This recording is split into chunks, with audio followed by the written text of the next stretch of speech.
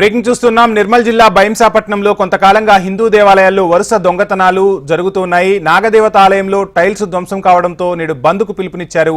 హిందూ దేవాలయ పరిరక్షణ సమితి ఆధ్వర్యంలో ఈ బంద్ కొనసాగనుంది. బైంసా శివారులోని నాగదేవత ఆలయంలో గుర్తు తెలియని కొందరు దుండగులు చోరీకి పాల్పడ్డట్టుగా సమాచారం. ఆలయంలో దేవతా విగ్రహంతో పాటు టైల్స్ పగిలి ఉండడంతో హిందూ సంఘాలు తీవ్ర ఆగ్రహం వ్యక్తం చేస్తున్నాయి. నిందితులను కఠినంగా శిక్షించాలని డిమాండ్ చేస్తున్నారు. బంద్కు మాథోల్ ఎమ్మెల్యే రామారావు పటేల్ మద్దతు తెలిపారు.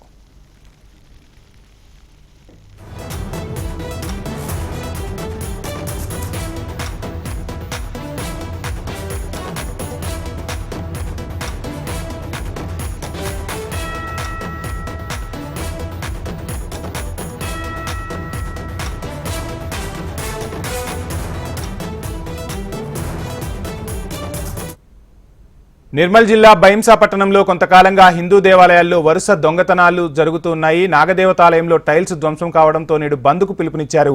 హిందూ దేవాలయ పరిరక్షణ సమితి ఆధ్వర్యంలో ఈ బంద్ కొనసాగుతోంది.